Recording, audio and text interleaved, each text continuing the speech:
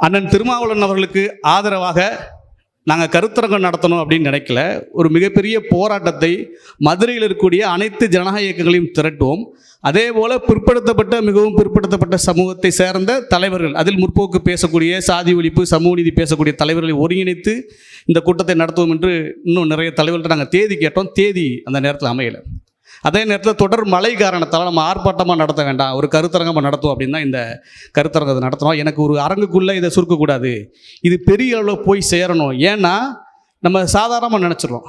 இதற்கு பின்னால் அண்ணன் திருமாவளவனை குறிவைப்பதற்கு பின்னால் மிகப்பெரிய சதித்திட்டம் இருக்குது. நீதிமன்ற வளாகத்தின் முன்பு அப்படி ஒரு சம்பவம் நடைபெறுது. சம்பவம் நடைபெற்ற அடுத்த நிமிடமே பாஜக தலைவர், முன்னாள் தலைவர் அண்ணாமலை ஒரு எக்ஸலத்தில் பதிவு போடுறார். உடனடியாக எச் ராஜா பதிவு போடுறார், வானதி சீனிவாசன் போடுறாங்க. அடுத்தபடியாக நான் யூடியூப் சேனல் நடத்தலாம் தெரியும், கிட்டத்தட்ட 60க்கும் மேற்பட்ட சோசியல் மீடியா யூடியூப் சேனலில் திருமா வாகனத்தின் மீது தாக்குதல், விடுதலை சிறுத்தைகள் ரவுடித்தனன் போடுறான். பாலிமர் என்கிற ஒரு தொலைக்காட்சி ரொம்ப மோசமான ஒரு சாதி வெறிகளை போல சிறுத்தைக்குட்டி என்று தலைப்பிட்டு ஒரு செய்தியை பதிவிடுறாங்க. ஏன் இப்படி உடனடியாக இவ்வளோ பெரிய செய்தியாக்கப்படுது? இந்த நாட்டில் இது போன்ற சம்பவங்கள் நடைபெற்றதில் கேட்டால் எக்கச்சக்கமான எண்ணற்ற சம்பவங்கள் நடைபெற்றிருக்குது. ஆனால் இதுவெல்லாம் பேசப்படாமல் அண்ணன் திருமாவர்களை மட்டும் குறிவைக்க காரணம், அண்ணன் திருமாவர்கள் மட்டும்தான் தமிழ்நாட்டில் சனாதனத்தை எதிர்க்கக்கூடிய ஒப்பற்ற தலைவராக, வேற எந்த காரணமும் இல்லை. இதை ஒரு பெரியாரின் தொண்டனாக நான் மனந்திறந்து ஒட்டுக்கொள்கிறேன். நாங்கள் இயக்கங்கள் எப்படி இங்கே நாங்கள் எண்ணிக்கையில் குறைவானவர்களாக இருந்தாலும் கூட சமரசமின்றி களத்தில் இருக்கின்றோமோ, அதற்கு ஒருபடி மேலாக சனாதனத்தை எதிர்ப்பதற்கு அண்ணன் திருமாவர்களும் விடுதலை சிறுத்தைகள் கட்சியும் களத்தில் தொடர்ந்து போராடிட்டு வராங்க. அப்படிப்பட்ட விடுதலை சிறுத்தைகள் கட்சியை, அண்ணன் திருமாவர்களை குறிவைத்து இந்த சமூகத்தில் அந்த கட்சிக்கு ஒரு அவப்பெயரை ஏற்படுத்த வேண்டும், விடுதலை சிறுத்தைகள் கட்சி ஒரு மோசமான கட்சி என்கிற ஒரு கட்டமைப்பை உருவாக்க வேண்டும் என்று தொடர்ந்து இந்த சனாதன கும்பல் பல்வேறு வகையில் இன்னைக்கு எல்லா சாதி சங்கங்களையும் சேர்த்துக்கிட்டு ஒரு கேவலமான வேலையை செய்கிறான். தன்னுடைய சாதியினர் பாதிக்கப்பட்டால் வீதிக்கு வந்திருக்க மாட்டான். எவ்வளவோ பிரச்சனைகள் இருக்குது.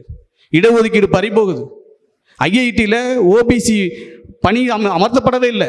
பல பேராசிரியர்கள் நியமிக்கப்படாமல் இருக்கிறாங்க. இதை பற்றி வாய் திறக்காத இந்த ஓபிசியை சேர்ந்த சில ஜாதி வெறியர்கள், சங்க தலைவர்கள் உடனடியாக தென் மாவட்டங்கள்லேருந்து ஒரு 100-200 பேரை வழக்கறிஞர் கூட்டு போய் சென்னையில் வச்சு ஆர்ப்பாட்டம் பண்ணுறான். கேட்டால் ராஜீவ்காந்தி எங்கள் சமூகத்தை சேர்ந்தவர் என்று சொல்கிறான். இது எவ்வளோ பெரிய அயோக்கியத்தனமான வேலை. தொல்லை சொன்னார் வழக்கறிஞர், அவர் ராஜீவ்காந்தி வழக்கறிஞர், அவரை எப்படி தாக்கலான்னு சொல்கிறாங்க. அப்போ கவாய் யார்? கவாய் நீதிபதி அல்லவா? வழக்கறிஞர் ராஜீவ்காந்தியாக கொந்தளித்து போராட்டம் நடத்தி இந்த நபர்கள் யாராவது நீதிபதி கவாய் மீது செருப்பு வீசப்பட்டதற்கு இதே போல் தமிழ்நாட்டில் எங்கேயாவது போராட்டம் நடந்திருக்கா? எங்கேயும் போராட்டம் நடத்தலை. ஏன் நடத்தப்படலை? அது திட்டமிட்ட ஒரு சாதியை பாரு. தன்னுடைய சாதிக்கு ஒரு 10 ரூபா கிள்ளி போட்டிருக்க மாட்டான். சாதி வெறியை தூண்டிவிட தவிர வேறு எந்த வேலையும் செஞ்சிருக்க மாட்டான். மீசையை முறுக்கிக்கிட்டு பேசக்கூடிய இந்த கும்பல் தொடர்ந்து அண்ணன் திருமாவளவனை குறிவைப்பதற்கான காரணம் தான். ஆக இதை நாம் மக்கள் மத்தியில் அம்பலப்படுத்த வேண்டும். எந்த ஜாதியை வைத்து இந்த கும்பல் இப்படியான மோசமான வேலைகள் செய்கிறாங்களோ, அப்படிப்பட்ட சமூகத்திலிருந்து சமூக நீதி பேசக்கூடிய அண்ணன் பசுமன் பாண்டியன் போன்றவர்களை வர வைத்து நாங்கள் தனியரசு தோழர்கிட்ட தேதி கேட்டோம். கருணாசன் என்ற தேதி கேட்டோம். அவர் 2 பேருக்கும் தேதி அமையலை. ஒருவேளை அவள் வந்தால் இன்னும் கூடுதலாக நமக்கு ஒரு செய்தி ஆயிருக்கும். இதை தொடர்ந்து செய்ய வேண்டிய தேவை இருக்குது. எனக்கு நாம் திமுக கூட்டணி ஆதரித்தால் ஒரு மிகப்பெரிய வருத்தம் இருக்குது. திமுக கூட்டணியில் மிகப்பெரிய கட்சி என்றால் விடுதலை சிறுத்தைகள், அதில் எந்த மாற்று கருத்தும் கிடையாது. அப்படிப்பட்ட கட்சிக்கு, அப்படிப்பட்ட தலைவருக்கு இப்படி ஒரு நெருக்கடி கொடுக்கப்படும் போது அந்த கூட்டணியில் இருக்கக்கூடிய அல்லது திமுகவை சேர்ந்த பலர் அமைதி கேட்குறாங்க. என்ன அமைதி? இவெல்லாம் உங்களுக்கு ஓட்டு போட மாட்டான் அப்படின்னு நம்புறீங்களா? அப்படிலாம் ஒன்றும் கிடையாது. இந்த ஜாதி சங்க தலைவர் தனிச்சுன்னா டெபாசிட் கூட வாங்க மாட்டான். எங்கள் ஊர் மேலூர் கூட்டம் போட்டான், ஒரு 5000 பேர் திரட்டுவான். ஆனால் அந்த 5000 பேருக்கு திரட்டினாங்க இல்லையா, அந்த தலைவருக்கு 5 பேரோட ஓட்டு போட மாட்டான். இதான் உண்மை. இந்த ஜாதி தலைவர்கள்லாம், ஜாதி வெறியை தூண்டுவிட தலைவர்கள் வெற்றி பெற முடியும் என்றால் இந்த தென் மாவட்டத்தில் எல்லா ஜாதி சங்க தலைவரும் வெற்றி பெற்றுக்கணும். எம்எல்ஏ இருக்கணுமே, ஏன் ஆக முடியல? ஏன் திமுக இவர்களை கண்டு அஞ்சுகிறது? மருத்துவத்துறையில் ஓபிசிக்கான இடஒதுக்கீடு பறிபோகுது. அதை யார் பேசுறது? திருமாவளவன் தான் பேசினார். இன்னைக்கு மேடையில் பேசக்கூடிய இந்த ஜாதி வெறியவனா பேசியிருக்கானா? அண்ணன் திருமாவளவனுக்கு எதிராக இருக்கக்கூடிய இந்த கும்பலோட பேசியிருக்கானா? ஏன் இன்னும் உடச்சி பேசுவோம். அண்ணன் திருமாவளவன் மீது வைக்கிற குற்றச்சாட்டு, இவர் மிகவும் பிற்படுத்தப்பட்ட மக்கள் மீது மோசமான ஒரு தாக்குதலை செய்கிறார் என்று இவங்க சோசியல் மீடியாக்களில் சமூகங்களில் பரப்புகிறாங்க. நாங்கள் என்ன கேள்வி எடுக்கிறோன்னா, உடச்சி பேசுவோம். அண்ணன் திருமாவர்கள் எந்த இடத்துலாவது ஐயா பசும்பொன் முத்துராமலிங்க தேவர் குறித்து ஏதாவது ஒரு இடத்தில் தவறாக இழிவாக பேசியிருக்காரா? உன்னால் ஆதாரத்தை காட்ட முடியுமா? கல்வி வள்ளல் என்று சொல்லப்படுகிற ஐயா மூக்கையா தேவர் குறித்து எங்கேயாவது ஒரு இடத்துல பேசியிருக்காரா? எங்கேயும் பேசப்படலை. ஆனால் அவருடைய மகனே விடுதலை சிறுத்தை இருந்தாங்க. இது வரலாறு. எந்த இடத்தாவது ஏகாதிபத்திய போராளிகள் மருதுபாண்டியர் குறித்து எங்கேயாவது அண்ணன் திருமாவளவன் இழிவுபடுத்தி பேசியிருக்காரா? தவறாக பேசியிருக்காரா? எங்கேயும் பேசலை. தீரன் சின்னமலை குறித்து எங்கேயாவது பேசியிருக்காரா? எங்கேயும் தவறாக பேசலை. எந்த தலைவர் குறித்தும் எந்த மேடையிலும் இதுவரைக்கும் விடுதலை சிறுத்தைகள் கட்சியின் தலைவர் அண்ணன் திருமாவளவன் இழிவாகவோ தவறாகவோ ஒரு வார்த்தை கூட ஒரு மீது கூட பேசி நான் இது வரைக்கும் பார்த்ததில்லை. அப்போ இந்த பிற்படுத்தப்பட்ட சமூகத்தை சேர்ந்த நீங்கள் நம்புகிற நீங்கள் போற்றுகிற தலைவர்களை அண்ணன் திருமாவளவன் ஒரு இடத்துல கூட தரக்குறைவாக எந்த ஒரு வார்த்தை சொல்லி பேசாத போது நீங்கள் ஏன் அவர்களை குறிவைக்க வேண்டும்? இதற்கு பின்னால் அப்பட்டமான ஜாதி வெறியும் இந்த ஆர்எஸ்எஸ் கும்பல் செய்கிற சதி செயலும் இருக்கு. இந்த சதியை முறியடிக்க வேண்டியது அனைத்து ஜனநாயக சக்தியில் எனக்கு திமுக மீது எப்படி கேள்வி இருக்கோ இங்கே இருக்கக்கூடிய சில முற்போக்கியங்களுடைய கேள்வி இருக்கு. இதை நாங்கள் ஒரு சின்ன இயக்கம் ஓராண்டு ஆகுது. நாங்கள் செய்வதை இங்கே இருக்கிற மிகப்பெரிய ஜனநாயக இயக்கங்களாக ஒன்றிணைந்து மிகப்பெரிய போராட்டங்களை தமிழ்நாடு முழுவதும் எடுத்திருக்க வேண்டாமா? பெரியாரி, அம்பேத்கர், மார்க்சிய இயக்கங்கள், தமிழ் தேசிய இயக்கங்கள், அண்ணன் திருமாவளவனோட நீங்கள் மிகப்பெரிய தமிழ் தேசிய போராளி, ஏன் அவருக்கா நீங்கள் களத்தை நிற்கல என்கிற கேள்வி இருக்கு. தேர்தல் நேரத்தில் மட்டும் பயன்படுத்தி கொண்டு போகிற போக்கு இருக்குல்ல, இது அயோக்கியத்தனம். இது வன்மையாக கண்டிக்கப்பட வேண்டியது.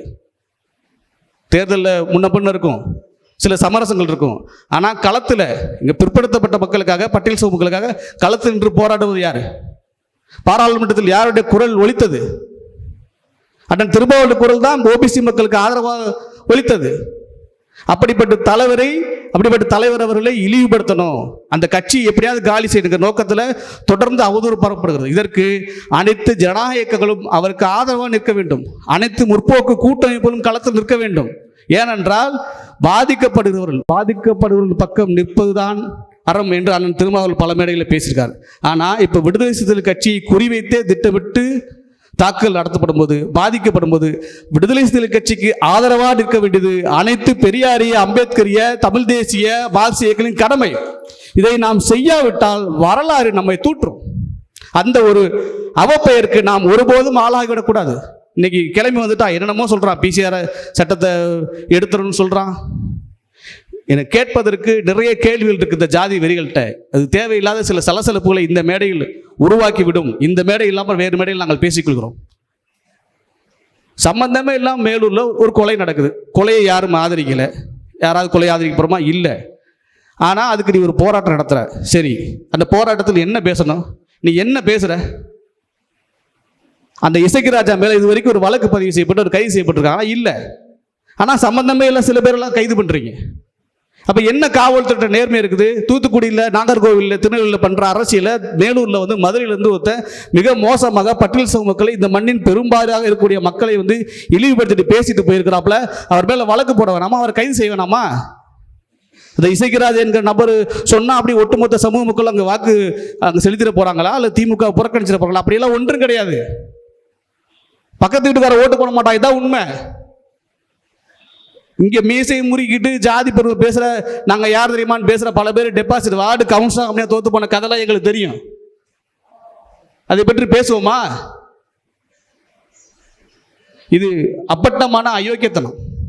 இந்த சாதி வெறிகளை தொடர்ந்து அம்பலப்படுத்த வேண்டியது பெரியாரிய, அம்பேத்கரிய, மார்க்சிய இயக்கங்களின் கடமை. இந்த நேரத்தில் அண்ணன் திருமாவளவனுக்கு தோளோடு தோள் நிற்க வேண்டியது ஒவ்வொரு பெரியார் தொண்டர்களின் கடமை. நீங்கள் கூட்டம் போடுறது இருக்கட்டும், ஆர்ப்பாட்டம் இருக்கட்டும், இதை தாண்டி பாதிக்கப்படும் நம்முடைய விடுதலை தோழர்கள் நிற்க வேண்டிய கடமை. நான் நிறைய தோழர்கள் பேச வேண்டியிருக்குது. அதற்காக அந்த கூட்டம் ஏற்பாடு. ஒன்றை மட்டும் நான் சொல்லிக்கொள்ள விரும்புகிறேன். அதிகாரம் மிக முக்கியமானது என்று அண்ணன் அடிக்கடி மேடையில் பேசுவதை நான் பார்த்துருக்குறேன். இப்போ கூட சினிமாவில் நடித்தவர்லாம் இன்றைக்கி அரசியலுக்கு வந்துட்டு சிஎம் ஆக போகிறேன்னு சொல்கிறாப்புல. இங்கே ஒரு கோமாளி ஒன்று இருக்குது, அரசியல் இருந்துச்சு, 100-110 ஓட்டு கூட வாங்கலை. அது இப்போ சினிமாவுக்கு போயிட்டு அது ஒட்டுமீசை வச்சுட்டு வசனம் வேற பேசுகிறார். எவ்வளோ வன்மமான வார்த்தை! ஓ, அந்த கும்பலா நீ? எந்த கும்பல்? அடங்குமுறை என்கிற வார்த்தை எப்படிப்பட்ட வார்த்தை? அது ஒடுக்குமுறைக்கு எதிரான வார்த்தை. அது பட்டியல் சமூக மக்கள் பாதிக்கப்படும் போது எழுப்பப்பட்ட வார்த்தை. அந்த வார்த்தையை பார்த்து நீ அந்த கும்பலான்னு சொல்றேன்னா அது பட்டியல் சமூக மக்களை இழிவுபடுத்துகிற வார்த்தை இல்லையா? இப்படிப்பட்ட நபர்கள்லாம் இவன் வந்து சினிமா நடிக்க போகிறான், இவன் தமிழ் சினிமாவை காப்பாற்ற போகிறான். தமிழ் சினிமா அந்த கொடுமையை பாருங்கள். இவரெல்லாம் அம்பலப்படுத்த வேண்டிய தேவை இருக்குது. எச் ராஜா போன்றவர்களோ அண்ணாமலை போன்றவர்களோ ஏன் தொடர்ந்து அண்ணன் திருமாவளவனை குறிவிக்கிறான்னா, நம்மளை ஒருத்தரும் சீண்ட மாட்டான். எச் ராஜன் தான் யாருக்குமே தெரியாது, அந்த காரைக்குள்ளே தெரியும். அண்ணன் திருமாவளவனை தமிழ்நாடு முழுக்க தெரியும், இந்திய ஒன்றியம் முழுக்க தெரியும், இந்தியா முழுக்க. இன்றைக்கி நிறைய சமகாலங்களில் பல தலித் இயக்க தலைவர்கள் தோன்றினாலும் இன்றைக்கி பல இடங்களில் சமரசம் செஞ்சுக்கிட்டு சனாதனத்தின் காலில் விழுந்துட்டாங்க. சமரசம் செய்யாத ஒரே தலைவர் அண்ணன் திருமாவர்கள் தான். அவரை பேசுவோம், அவரை எதையாவது பேசுவோம், அடிக்கடி முகத்தை காட்டோம். இதுதான் இந்த எச் ராஜா போன்ற பார்ப்பன கும்பல் தொடர்ந்து அவர்களை குறிவைக்கிறார்கள். இந்த பார்ப்பன கும்பலை எப்படி முறியடிக்க வேண்டும் என்பது பெரியாரிய தொண்டர்களுக்கு நன்றாகவே தெரியும். ஒன்றை இறுதியாக சொல்ல விரும்புகிறேன். விரைவில் சட்டமன்ற தேர்தல் வர இருக்குது. இந்த சட்டமன்ற தேர்தலில் கூட்டணி கணக்கில் வெவ்வேறாக இருக்கலாம். விடுதலை சிறுத்தைகள் கட்சி எத்தனை தொகுதியில் பெறுவார் என்று அது தேர்தல் நேரத்தில் தெரியும். எத்தனை தொகுதியில் பெற்றாலும் அத்தனை தொகுதியிலும் திராவிடர் பெரியார் கழகம் தொடர்ந்து பரப்புரை செய்யும். விடுதலை சிறுத்தைகள் கட்சியின் வெற்றிக்காக தொடர்ந்து பாடுபடும். இந்த சனாதன கும்பலை வீழ்த்தி அண்ணன் திருமாவளவனுக்கு எப்போதும் திராவிடர் பெரியார் கழகம் துணை இருக்கும் என்று கூறி விடைபெறுகிறேன். நன்றி.